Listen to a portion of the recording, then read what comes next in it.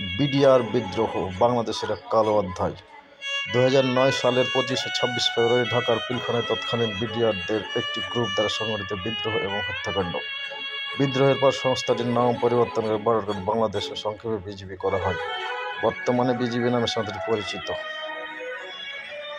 পিলখানায় হত্যাকাণ্ড চলাকালে বাংলাদেশের মিডিয়ায় কোনো খবর আসার আগেই ভারতের মিডিয়াতে মেজর জেনারেল শাকিল আহমেদের নিহত হওয়ার খবর প্রচার করা হলে সেনাবাহিনী ও জনগণের সন্দেহের দানা বাঁধে।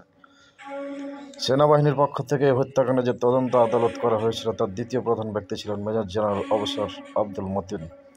জুলাই অভ্যুত্থানের পরে তিনি এক সংবাদ সম্মেলনে তার তদন্তের সারাংশ তুলে ধরেন। তদন্তে তিনি জানতে পেরেছিলেন, বেশ আগে থেকেই আওয়ামী লীগের কয়েকজন শীর্ষ নেতার সাথে এ ব্যাপারে বিডিআর জওয়ানরা পরিকল্পনা করে আসছিল।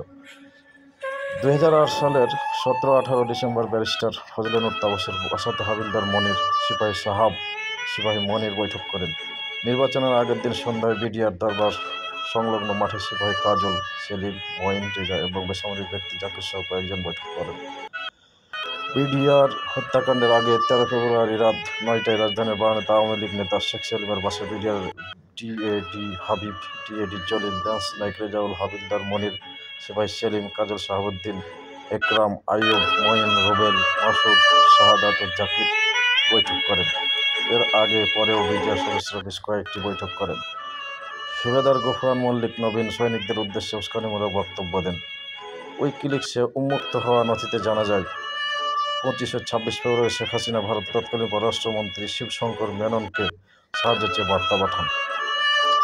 সোয়াচের অধ্যাপক অবিনাশ পালিওয়াল তার সম্প্রতি বইতে জানিয়েছেন, হাসিনাকে উদ্ধার করতে তখন প্রায় 1000 ভারতীয় ছত্রিশ সেনা পশ্চিমবঙ্গের কলাইকুণ্ডা বিমান ঘাঁটিতে অবস্থান নেন।